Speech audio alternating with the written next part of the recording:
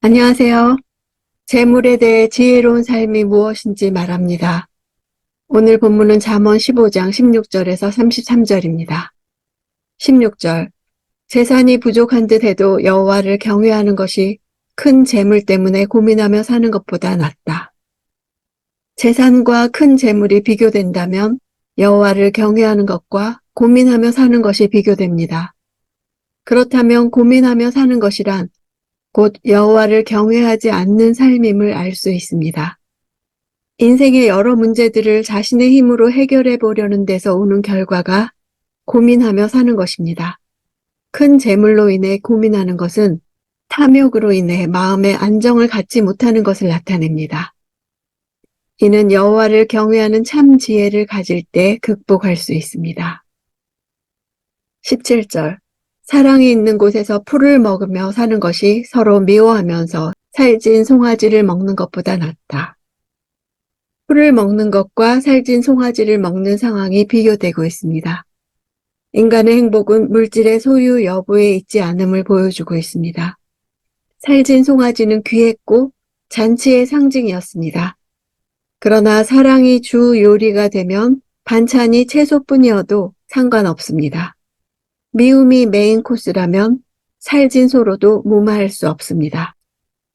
탐욕으로 산의 진미를 살 수는 있어도 인간의 영혼은 여전히 굶주려 가장 갈망하는 양식을 먹을 수 없습니다. 탐욕은 이기적이라서 희생적 사랑과 반대되기 때문입니다. 부유해질수록 더 불행하고 불만이 많아지는 가정이 있다는 것입니다. 18절. 화를 쉽게 내는 사람은 다툼을 일으키지만 화를 천천히 내는 사람은 마음을 가라앉혀준다. 화를 쉽게 내는 사람은 쉽게 뜨거워지는 사람으로 상대방을 자극함으로 없는 다툼도 일으킵니다. 화를 천천히 내는 사람은 이미 발생한 시비조차 그치게 합니다.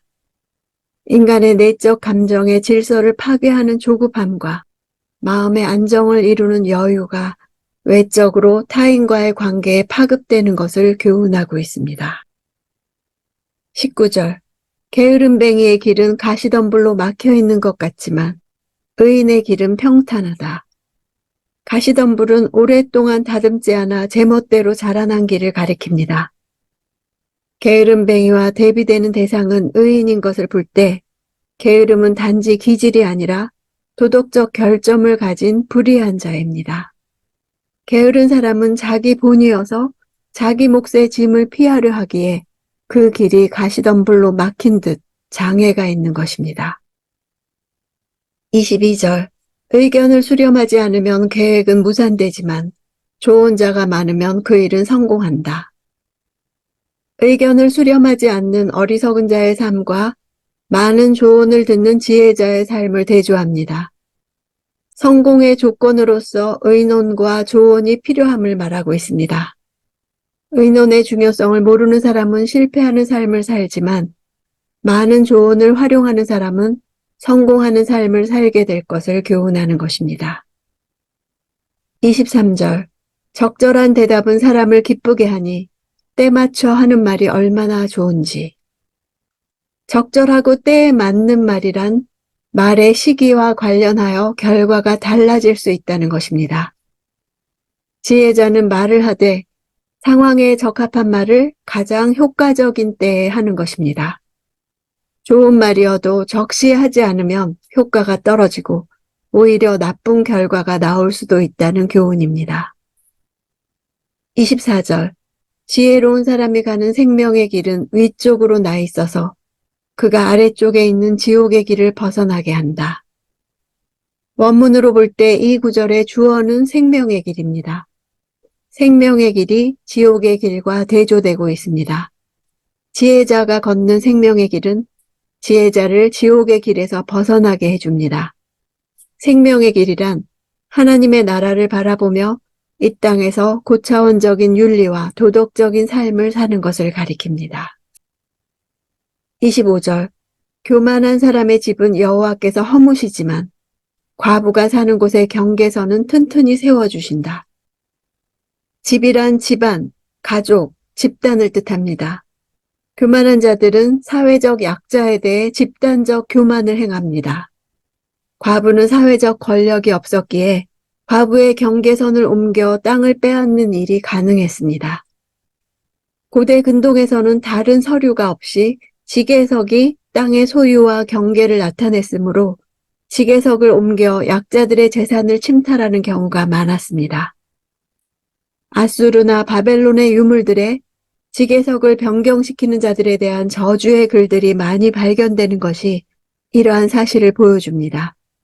교만한 자들은 과부의 경계선을 옮기거나 없애버림으로써 자신의 땅을 넓히려 하지만 하나님께서 이를 보호하심으로 교만한 자의 뜻은 이루어질 수 없습니다. 교만은 남을 낮춰볼 뿐만 아니라 위를 우러를 줄도 모릅니다. 우리 삶에서 하나님의 정당한 자리를 빼앗습니다. 교만이란 단어가 하나님께 쓰이면 지극한 위험을 뜻합니다.